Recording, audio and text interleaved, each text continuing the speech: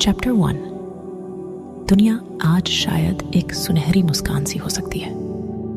बड़ा सा पीला सूरज बादलों में घुल रहा होगा, बिल्कुल जैसे बहते हुए अंडे की जर्दी नीले आसमान में फैलता हुआ, जहां ठंडी उम्मीदें और झूठे वादे चमक रहे हैं। पुरानी यादों के बारे में, सच्चे परिवारों के बारे में, गर्मा गर्म नाश्ते और मेपल सिरप में भीगे पैनकेक्स की प्लेट के बारे में। एक ऐसी दुनिया के बारे में जो अब अस्तित्व में नहीं है, या फिर शायद ऐसा कुछ भी नहीं है। शायद आज का दिन अंधेरा और भीगा हुआ है। हवा इतनी तेज है कि बड़े बड़े आदमियों के हाथों की चमड़ी तक उधेड़ दे। शायद बर्फ गिर रही है, शायद बारिश हो रही है, या शायद ठंड से सब कुछ जम गया है। ओले गिर रहे हैं, तूफान उठ रहा है, हवा का बवंडर बन रहा है और धरती फट रही है हमारी गलतियों के लिए जगह बनाने के लिए। मुझे कुछ भी नहीं पता। मेरे पास अब कोई खिड़की नहीं है, कोई बाहर का दृश्य नहीं है। मेरे खून में मानो तापमान लाखों डिग्री नीचे चला गया है और मैं जमीन के 50 फीट नीचे एक प्रशिक्षण कक्ष में दबी हुई हूं, जो अब मेरा दूसरा घर बन चुका है। हर दिन मैं इन 4 दीवारों को देखती हूं और खुद को याद दिलाती हूं, मैं कैदी नहीं हूं, मैं कैदी नहीं हूं, मैं कैदी नहीं हूं। लेकिन फिर भी कभी कभी पुराने डर मेरी त्वचा पर दौड़ जाते हैं और मैं खुद को उस घुटन से आजाद नहीं कर पाती जो मेरी सांसों को जकड़े हुए है। जब मैं यहां आई थी, मैंने बहुत सारे वादे किए थे, लेकिन अब मैं निश्चित नहीं हूं। अब मुझे चिंता होने लगी है। अब मेरा दिमाग मेरा दुश्मन बन गया है, क्योंकि मेरी सोच हर सुबह बिस्तर से उठती है, डरी हुई आंखों और पसीने से भीगे हाथों के साथ। सीने में एक घबराई हुई हंसी बैठ जाती है, धीरे धीरे बढ़ती है, इतनी बढ़ती है कि ऐसा लगता है मेरा सीना फट जाएगा। दबाव लगातार बढ़ता जा रहा है, कसता जा रहा है, कसता जा रहा है। यहाँ की जिंदगी वैसी बिल्कुल नहीं है जैसी मैंने उम्मीद की थी। मेरी नई दुनिया अब बंदूक की धातु जैसी कठोर हो चुकी है, चांदी से मुहर बंद है, पत्थर और लोहे की गंध में डूबी हुई है। हवा बर्फ जैसी ठंडी है, मेट्स फर्श पर बिछी चादरें नारंगी रंग की हैं, लाइट्स और स्विच लगातार बीप करते हैं और चमकते हैं, इलेक्ट्रॉनिक और बिजली जैसी चमचमाते नियॉन रंग में। यहाँ हर समय हलचल रहती है, शरीरों की भीड़ से, गलियों में फुसफुसाहटों और चिल्लाहटों से भरी भीड़ से, तेज दौड़ते कदमों और सोचते हुए धीरे चलते पैरों से। अगर मैं ध्यान से सुनूं तो मैं दिमागों के सोचने की आवाजें सुन सकती हूँ, पाँवों के सिकुड़ने की आवाजें, ठुड्डी और होठों पर उंगलियों के टप टप करने की आवाजें। हर जेब में कुछ न कुछ विचार छिपे हुए हैं, हर जुबान की नोक पर कोई न कोई सोच तनी हुई है। आंखें ध्यान से संकरी हो गई हैं, जैसे कोई गहरी योजना बना रहे हो जिनके बारे में शायद मुझे जानना चाहिए, लेकिन कुछ भी ठीक से नहीं हो रहा है और मेरे अंदर के सारे हिस्से टूटे हुए हैं। कैसल ने कहा था कि मुझे अपनी ऊर्जा को नियंत्रित करना चाहिए। हमारी शक्तियां ऊर्जा के अलग अलग रूप हैं। पदार्थ न तो बनाया जा सकता है, न ही नष्ट किया जा सकता है, उसने मुझसे कहा था। जैसे हमारी दुनिया बदली है, वैसे ही उसमें मौजूद ऊर्जा भी बदल गई है। हमारी क्षमताएं ब्रह्मांड से, दूसरे पदार्थों से, दूसरी ऊर्जाओं से ली गई हैं। हम कोई विचित्रता नहीं है, हम तो धरती के साथ की गई विकृत छेड़छाड़ का नतीजा है। हमारी ऊर्जा कहीं से आई है, उसने कहा था, और वह कहीं यहीं हमारे चारों ओर के अराजकता में है। यह बात समझ में आती है। मुझे याद है जब मैंने उस दुनिया को छोड़ा था तो वह कैसी दिखती थी। मुझे याद है वो गुस्से से भरे आसमान और सूरज डूबने का वो क्रम जो चांद के नीचे बिखर जाता था। मुझे फटी हुई धरती और खुरदुरी झाड़ियों की याद है, और वो हरियाली जो अब भूरी पड़ चुकी है। मैं उस पानी के बारे में सोचती हूँ जिसे अब हम पी नहीं सकते, उन पक्षियों के बारे में जो अब उड़ते नहीं, और उस मानव सभ्यता के बारे में जो अब बस कुछ बिखरी हुई कॉलोनियों में सिमट कर रह गई है, बची खुची बर्बाद जमीन पर फैली हुई। यह ग्रह अब एक टूटी हुई हड्डी की तरह है जिसे ठीक से जोड़ा नहीं गया। सैकड़ों टुकड़ों वाले शीशे को जैसे जबरदस्ती जोड़ दिया गया हो। हमें तोड़कर फिर से जोड़ा गया है और हर दिन ये दिखावा करने को कहा गया है कि हम अब भी पहले जैसे काम करते हैं। लेकिन ये सब झूठ है, पूरा का पूरा झूठ। मैं सही तरीके से काम नहीं करती। मैं तबाही का सिर्फ एक नतीजा हूं, इससे ज्यादा कुछ नहीं। 2 हफ्ते सड़क किनारे ढह चुके हैं, छोड़े जा चुके हैं और पहले ही भुला दिए गए हैं। 2 हफ्ते हो गए हैं मुझे यहां आए हुए और इन 2 हफ्तों में मैं अंडों के छिलकों पर सोने जैसा महसूस कर रही हूं। हर पल यह सोचते हुए कि कब कुछ टूटेगा, कब मैं खुद सबसे पहले उसे तोड़ दूंगी, कब सब कुछ बिखर जाएगा। इन 2 हफ्तों में मुझे खुश होना चाहिए था, ज्यादा सेहतमंद होना चाहिए था, बेहतर और चैन से सोना चाहिए था इस सुरक्षित जगह में। लेकिन इसके बजाय मैं बस इस बात की चिंता करती हूँ कि क्या होगा अगर मैं सब सही नहीं कर पाई, अगर मैं सही से ट्रेनिंग नहीं कर पाई, अगर मुझसे अनजाने में किसी को चोट पहुंच गई। हम एक खूनी युद्ध के लिए तैयारी कर रहे हैं, इसीलिए मैं ट्रेनिंग कर रही हूँ। हम सब खुद को तैयार कर रहे हैं ताकि हम वार्नर और उसके आदमियों को हरा सकें, एक एक लड़ाई जीतने के लिए, ताकि हम अपनी दुनिया के नागरिकों को दिखा सकें कि अब भी उम्मीद बची है, कि उन्हें रीएस्टैब्लिशमेंट की मांगों के आगे झुकने की जरूरत नहीं है, उन्हें उस शासन का गुलाम बनने की जरूरत नहीं है जो सिर्फ उन्हें अपनी ताकत के लिए इस्तेमाल करना चाहता है। और मैंने लड़ने के लिए हामी भरी थी, एक योद्धा बनने के लिए, अपनी शक्तियों का इस्तेमाल करने के लिए। भले ही मेरा दिल उसे सही न माने, लेकिन किसी को छूने का ख्याल ही मेरे अंदर पुरानी यादों का एक तूफान ले आता है, ऐसे एहसासों का समुंदर बहा लाता है, एक ऐसी ताकत की बाढ़ जो सिर्फ तब महसूस होती है जब मैं किसी ऐसी त्वचा को छूती हूँ जो मेरी शक्ति के असर से अछूती नहीं है। यह एक तरह की अजेयता का झटका है, एक पीड़ादायक तरह की आनंदानुभूति, हर रोम रोम में दौड़ती हुई एक तीव्रता की लहर। मुझे नहीं पता कि यह मेरे साथ क्या कर देगी। मुझे नहीं पता कि क्या मैं खुद पर भरोसा कर सकती हूँ कि मैं किसी और के दर्द में आनंद नहीं लूंगी। मैं सिर्फ इतना जानती हूँ कि वार्नर के आखिरी शब्द मेरे सीने में अटके हुए हैं और मैं अपने गले में फंसे हुए उस सर्द एहसास या उस कड़वे सच को खांस कर भी बाहर नहीं निकाल पा रही हूं। एडम को कोई अंदाजा नहीं है कि वार्नर मुझे छू सकता है, किसी को भी नहीं पता। वार्नर को मरा हुआ होना चाहिए था, वार्नर को मरा हुआ होना चाहिए था क्योंकि मुझे उसे गोली मारनी थी। लेकिन किसी ने भी ये नहीं सोचा था कि मुझे बंदूक चलानी आनी चाहिए। और अब मुझे लगता है कि वह मुझे ढूंढने आ रहा है, वह मुझसे लड़ने आ रहा है, मेरे लिए। चैप्टर 2।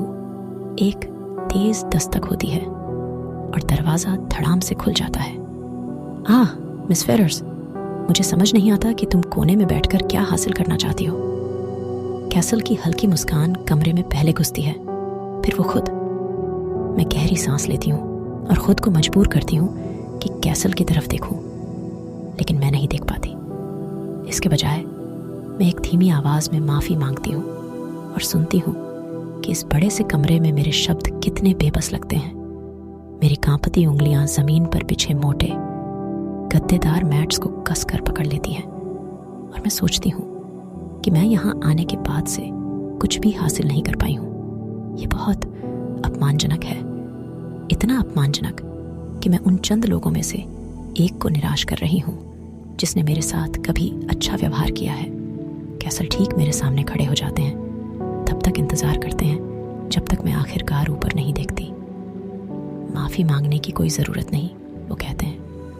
उनकी तीखी साफ भूरी आंखें और दोस्ताना मुस्कान इतनी सहज है कि एक पल को भूल जाना आसान हो जाता है कि वो ओमेगा पॉइंट के नेता हैं, पूरे उस अंडरग्राउंड आंदोलन के नेता जो द री एस्टैब्लिशमेंट के खिलाफ लड़ रहा है। उनकी आवाज इतनी मुलायम है, इतनी दयालु कि कभी कभी बुरा भी लगता है। कभी कभी मैं चाहती हूँ कि वो मुझ पर चिल्ला दें, लेकिन वो आगे कहते हैं, तुम्हें अपनी ऊर्जा, एनर्जी पर नियंत्रण करना आना ही चाहिए मिस फेरर्स। एक छोटा सा विराम, एक चक्कर। उनके हाथ उन ईंटों के ढेर पर टिके हुए हैं जिन्हें मुझे नष्ट करना था। वो दिखाने की कोशिश करते हैं कि उन्होंने मेरी सूजी हुई आंखों के किनारों को नहीं देखा, या वो लोहे की पाइप्स नहीं देखी जिन्हें मैंने गुस्से में कमरे के एक कोने में फेंक दिया था। उनकी नजर जानबूझकर उन लकड़ी के पट्टों से बचती है जिन पर मेरे खून के धब्बे लगे हैं। उनके सवाल मुझसे ये नहीं पूछते कि मेरी मुट्ठियां इतनी कसकर क्यों भींची हुई हैं, या फिर से मैंने खुद को घायल किया है या नहीं। वो अपना सिर मेरी दिशा में झुकाते हैं, लेकिन उनकी नजर मुझसे थोड़ा पीछे कहीं टिकती है, और जब वो बोलते हैं तो उनकी आवाज बेहद नरम होती है। मुझे पता है कि ये तुम्हारे लिए कितना मुश्किल है, वो कहते हैं, लेकिन तुम्हें ये सीखना ही होगा। तुम्हारी जान इस पर निर्भर करेगी। मैं सिर हिलाती हूँ, दीवार से टिक जाती हूँ, उस ठंडी दीवार का, और अपनी रीढ़ में ढांसती ईंटों के दर्द का स्वागत करती हूँ। मैं अपने घुटनों को सीने से लगा लेती हूँ और महसूस करती हूँ कि मेरे पैर जमीन पर बिछे सुरक्षात्मक मैट्स पर दब रहे हैं। मैं इतनी ज्यादा रोने के करीब हूँ कि डर लगता है कहीं चीख न पड़ूं। मुझे बस समझ नहीं आता कैसे करना है। मैं आखिरकार उससे कहती हूँ, मुझे इनमें से कुछ भी नहीं आता। मुझे तो ये भी नहीं पता कि मुझे करना क्या है। मैं छत की ओर घूरती हूँ और पलकें झपकाती हूँ बार बार। मेरी आंखें चमकती हैं, भीगी भीगी सी महसूस होती हैं। मुझे नहीं पता कि चीजों को कैसे घटित कराना है। तो फिर तुम्हें सोचना पड़ेगा, कैसल बिना रुके जवाब देता है। वो जमीन पर पड़ी एक धातु की पाइप उठाता है, अपने हाथों में उसका वजन तौलता है। तुम्हें उन घटनाओं के बीच का संबंध ढूंढना पड़ेगा जो घटी जब तुम वार्नर के टॉर्चर चैम्बर में कंक्रीट तोड़कर बाहर निकली थी, जब तुमने मिस्टर केंट को बचाने के लिए स्टील का दरवाजा तोड़ दिया था। तब क्या हुआ था? इन दोनों मौकों पर तुम इतनी असाधारण तरीके से कैसे प्रतिक्रिया दे पाई थी? वो कुछ कदम दूर बैठ जाता है, पाइप मेरी तरफ सरका देता है। मुझे तुम्हारी शक्तियों का विश्लेषण चाहिए मिस फेरर्स। तुम्हें फोकस करना होगा। फोकस, सिर्फ एक शब्द, लेकिन इतना भारी, इतना ज्यादा कि मैं बीमार महसूस करने लगती हूँ। लगता है जैसे हर कोई चाहता है कि मैं फोकस करूं। पहले वार्नर चाहता था कि मैं फोकस करूं, और अब कैसल भी वही चाहता है, लेकिन मैं कभी भी कुछ पूरा नहीं कर पाई। कैसल की गहरी उदास आह मुझे वापस वर्तमान में खींच लाती है। वो खड़ा हो जाता है, अपने उस इकलौते गहरे नीले रंग के ब्लेजर को सीधा करता है, और मैं उसकी पीठ पर उकेरे हुए सिल्वर रंग के ओमेगा निशान की एक झलक देखती हूँ। उसका एक हाथ लापरवाही से उसकी पोनीटेल के सिरे को छूता है। वो हमेशा अपनी डेडलॉक्स को गर्दन के पास साफ सुथरे तरीके से बांधता है। तुम खुद का विरोध कर रही हो, वो कहता है, हालांकि उसकी आवाज अभी भी नरम है। शायद तुम्हें किसी और के साथ काम करना चाहिए। शायद एक पार्टनर तुम्हें मदद कर सके इन दोनों घटनाओं के बीच का रिश्ता ढूंढने में। मेरे कंधे अचानक तन जाते हैं। मैं हैरान रह जाती हूँ। मैं तो समझी थी कि आपने कहा था कि मुझे अकेले काम करना है। वो मेरी तरफ देखते हुए आंखें सिकोड़ता है, अपने कान के नीचे खुजाता है और दूसरा हाथ अपनी जेब में डाल देता है। मैं असल में नहीं चाहता था कि तुम अकेले काम करो, वो कहता है, लेकिन इस काम के लिए किसी ने भी आगे आकर हामी नहीं भरी। मुझे नहीं पता क्यों, लेकिन मैं अचानक गहरी सांस खींच लेती हूँ, जैसे कोई झटका लगा हो। मैं इतनी हैरान क्यों हूँ ये भी समझ नहीं आता। मुझे तो हैरान नहीं होना चाहिए था। हर कोई एडम जैसा नहीं है। हर कोई मुझसे वैसे सुरक्षित महसूस नहीं करता जैसे एडम करता है। अब तक सिर्फ एडम ही था जिसने मुझे छूकर अच्छा महसूस किया था, सिर्फ वार्नर के अलावा। लेकिन एडम की सारी अच्छी नियतों के बावजूद वो भी मेरे साथ ट्रेनिंग नहीं कर सकता। वो और भी चीजों में व्यस्त है, ऐसी चीजें जिनके बारे में कोई मुझे बताना नहीं चाहता। लेकिन कैसल अब भी मुझे उम्मीद भरी आंखों से देख रहा है। वो आंखें जो उदार हैं, जो ये नहीं जानती कि उसने जो नए शब्द बोले हैं वो मेरे लिए पहले से भी ज्यादा बुरे हैं। इसलिए बुरे हैं क्योंकि भले ही मुझे सच पता है, फिर भी उसे सुनना दर्द देता है। दर्द देता है ये याद करना कि चाहे मैं एडम के साथ एक गर्म और सुरक्षित बुलबुले में जी रही हूं, बाकी दुनिया अब भी मुझे एक खतरे के रूप में देखती है, एक राक्षस के रूप में, एक अभिशाप के रूप में। वार्नर सही था। चाहे मैं जहां भी चली जाऊं, इस सच्चाई से भाग नहीं सकती। अब क्या बदला है, मैं उससे पूछती हूँ। अब कौन मेरे साथ ट्रेनिंग करने को तैयार है? मैं रुकती हूँ। आप? कैसल मुस्कुराता है, वो मुस्कान जो मेरे गले तक अपमान की गर्मी भर देती है और मेरी आत्मा को रीढ़ तक चीर जाती है। मुझे दरवाजे से बाहर भागने की इच्छा को मुश्किल से काबू में करना पड़ता है। प्लीज प्लीज प्लीज मुझे दया मत दिखाओ, यही कहना चाहती हूं मैं। काश मेरे पास समय होता, कैसल कहता है। लेकिन केंजी अब आखिरकार फ्री है, हम उसका शेड्यूल रीऑर्गेनाइज कर पाए और उसने कहा कि वो खुशी से तुम्हारे साथ काम करेगा। एक पल के लिए वो रुकता है। बशर्ते तुम्हें भी ये मंजूर हो। केंजी, मेरा हंसने का मन करता है।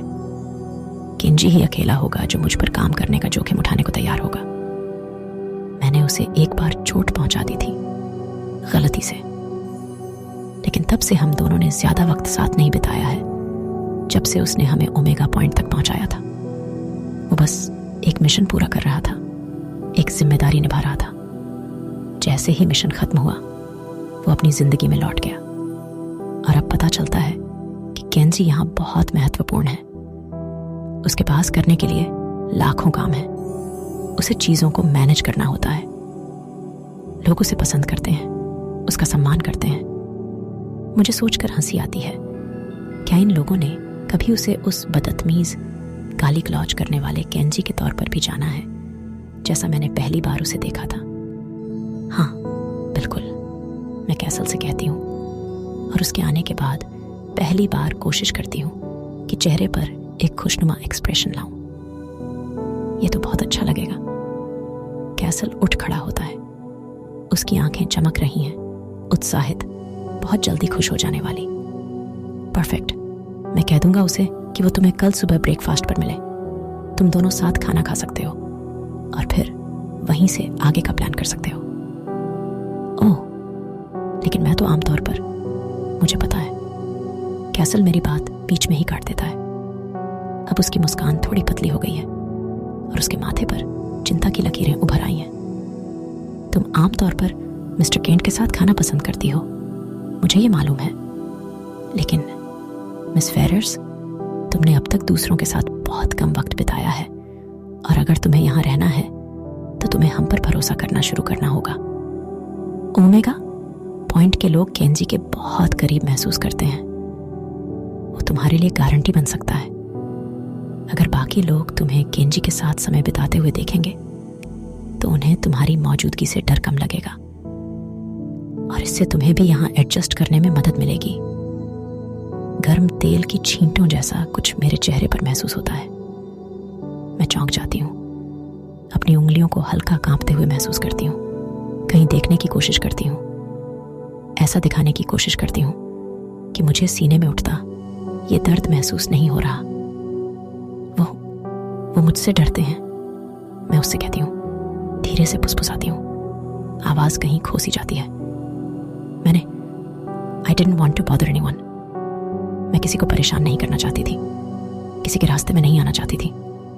कैसल एक लंबी गहरी सांस लेता है। वो नीचे देखता है, फिर ऊपर अपने ठुड्डी के नीचे वाले नरम हिस्से को खुजाता है। वो बस डरते हैं, आखिरकार वो कहता है, क्योंकि वो तुम्हें जानते नहीं है। अगर तुम थोड़ी सी भी कोशिश करती, अगर तुम जरा भी पहल करती किसी से जान पहचान बढ़ाने की, वो रुक जाता है, भौहें सिकोड़ता है। मिस फेरर्स, तुम्हें यहाँ आए 2 हफ्ते हो गए हैं और तुमने मुश्किल से अपने रूममेट से भी बात की है, लेकिन ऐसा नहीं है। मुझे वो लोग तो बहुत अच्छे लगते हैं और फिर भी तुम उन्हें इग्नोर करती हो। तुम उनके साथ वक्त नहीं बिताती हो। क्यों? क्योंकि मैंने कभी अपनी लाइफ में लड़कियों को दोस्त नहीं बनाया, क्योंकि मुझे डर लगता है कि मैं कुछ गलत कर दूंगी, कुछ गलत बोल दूंगी और फिर वो भी मुझसे नफरत करने लगेंगी, वैसे ही जैसे बाकी सारी लड़कियां करती आई हैं। और क्योंकि मुझे वो लोग सच में बहुत अच्छे लगते हैं, इसलिए अगर उन्होंने मुझे रिजेक्ट कर दिया तो वो दर्द सहना और भी मुश्किल हो जाएगा। मैं कुछ नहीं कहती। कैसल अपना सिर हिलाता है। जब तुम पहली बार यहाँ आई थी तब तुमने बहुत अच्छा किया था। तुम तो ब्रेंडन के साथ तो काफी फ्रेंडली लग रही थी। मुझे समझ नहीं आ रहा क्या हुआ। कैसल बोलता चला जाता है। मुझे लगा था तुम यहाँ बहुत अच्छा करोगी। ब्रेंडन, वो दुबला पतला लड़का जिसके बाल प्लैटिनम ब्लॉन्ड थे और जिसकी नसों में बिजली दौड़ती थी। मुझे याद है वो मेरे साथ अच्छा था। मुझे ब्रेंडन पसंद है, मैं कैसल से कहती हूँ, थोड़ी हैरान होकर। क्या वो मुझसे नाराज है? नाराज? कैसल अपना सिर हिलाता है, जोर से हंसता है, लेकिन मेरे सवाल का सीधा जवाब नहीं देता। मुझे समझ नहीं आ रहा मिस फेरर्स। मैंने कोशिश की है कि मैं तुम्हारे साथ पेशेंस रखूं, तुम्हें टाइम दूं, लेकिन सच कहूं तो मैं अब काफी कंफ्यूज हो गया हूं। जब तुम पहली बार आई थी तुम तो बहुत एक्साइटेड थी यहाँ आकर, लेकिन एक हफ्ते से भी कम में तुमने खुद को पूरी तरह अलग कर लिया। तुम तो अब किसी की तरफ देखती भी नहीं हो जब हॉल से गुजरती हो। कहाँ गया वो कॉन्वर्सेशन? कहाँ गई वो दोस्ती? हाँ, सिर्फ एक दिन लगा मुझे सेटल होने में, एक दिन लगा आसपास देखने में, एक दिन लगा नई जिंदगी के लिए एक्साइटेड होने में, और एक दिन में ही सबको पता चल गया कि मैं कौन हूं और मैंने क्या किया है। कैसल कुछ नहीं कहता उन माओं के बारे में जो मुझे हॉल में देखकर जल्दी से अपने बच्चों को खींच लेती है। वो कुछ नहीं कहता उन गुस्से भरी निगाहों के बारे में, उन कठोर शब्दों के बारे में जो मैंने यहाँ आने के बाद से झेले हैं। वो कुछ नहीं कहता उन बच्चों के बारे में जिन्हें साफ साफ हिदायत दी गई है कि मुझसे बहुत बहुत दूर रहें, या उन कुछ बूढ़े लोगों के बारे में जो मुझे हर वक्त संदेह भरी नजरों से घूरते हैं। मैं बस अंदाजा ही लगा सकती हूं कि उन्होंने क्या क्या सुना है और ये कहानियां कहां से आई होंगी। जूलियट, एक लड़की जिसका स्पर्श जानलेवा है, जो इंसानों की ताकत और ऊर्जा को तब तक खींच लेती है जब तक वो निढाल, लकवाग्रस्त, फर्श पर हाँपते हुए पड़ी लाशें न बन जाएं। एक लड़की जिसने अपनी जिंदगी का ज्यादातर हिस्सा हॉस्पिटल्स और जुवेनाइल डिटेंशन सेंटर्स में बिताया, जिसे उसके अपने माता पिता ने ठुकरा दिया, जिसे पागल करार देकर एक ऐसे पागल खाने में कैद कर दिया गया जहां रहने से तो चूहे भी डरते थे। एक लड़की जिस पर यह इल्जाम है कि वो इतनी पावर हंग्री है कि उसने एक छोटे बच्चे को मार डाला। उसने एक मासूम बच्चे को टॉर्चर किया। उसने एक बड़े आदमी को भी घुटनों पर ला दिया, और फिर भी उसमें इतनी भी इंसानियत नहीं थी कि वो खुद अपनी जान ले लेती। इनमें से कुछ भी झूठ नहीं है। तो मैं कैसल की तरफ देखती हूँ, अपने गालों पर उगते रंग के धब्बों के साथ, होठों पर अधूरे शब्दों के साथ, और आंखों के साथ जो अपने राज छुपाए बैठी हैं। कैसल एक गहरी सांस लेता है। वो कुछ कहने ही वाला था, उसके होंठ हिले, लेकिन उसने मेरी आंखों में देखा और फिर अपना इरादा बदल लिया। वो बस एक छोटा सा सिर हिलाता है, एक गहरी सांस लेता है, अपनी घड़ी पर टैप करता है और कहता है 3 घंटे बचे हैं लाइट्स आउट के लिए, और जाने के लिए मुड़ जाता है, लेकिन फिर डोरवे पर रुकता है। मिस फेरर्स, वो अचानक नरम आवाज में कहता है, बिना मुड़े हुए, आपने हमारे साथ रहने का, हमारे साथ लड़ने का और ओमेगा पॉइंट का हिस्सा बनने का फैसला किया है। थोड़ी देर चुप्पी। हमें आपकी मदद चाहिए होगी, और मुझे डर है कि हमारे पास अब बहुत कम समय बचा है। मैं उसे जाते हुए देखती हूँ, उसके दूर जाते कदमों की आवाज सुनती हूँ, अपना सिर दीवार से टिकाकर छत की तरफ आंखें बंद कर लेती हूँ। उसकी आवाज अब भी मेरे कानों में गूंज रही है, गंभीर और स्थिर। हमारे पास बहुत कम समय बचा है, उसने कहा था, जैसे कि समय कोई ऐसी चीज हो जो खत्म हो सकती हो, जैसे कि उसे कटोरों में नापा गया हो जो हमें जन्म के समय थमा दिए जाते हों, और अगर हमने बहुत ज्यादा खा लिया या बहुत तेजी से खा लिया या पानी में कूदने से ठीक पहले खा लिया तो हमारा समय खो जाएगा, बर्बाद हो जाएगा, खर्च हो चुका होगा। लेकिन समय हमारे सीमित सोच से कहीं आगे है। समय अनंत है, यह हमारे अस्तित्व के बाहर भी मौजूद है। हम न तो इसे खत्म कर सकते हैं, न ही इसे खो सकते हैं और न ही इसे पकड़ कर रख सकते हैं। समय चलता रहता है, चाहे हम चलें या ना चलें। हमारे पास बहुत समय है, यही बात कैसल को कहनी चाहिए थी। हमारे पास दुनिया भर का समय है, यही उसे मुझसे कहना चाहिए था। लेकिन उसने ऐसा नहीं कहा, क्योंकि उसका असली मतलब था टिक टिक, कि हमारा समय टिक टिक अब बदल रहा है। ये तेजी से आगे बढ़ रहा है, एक नई दिशा में दौड़ रहा है, किसी और चीज से टकराने के लिए मुंह के बल गिरने को तैयार। टिक टिक टिक टिक टिक, अब बस युद्ध का समय आने ही वाला है।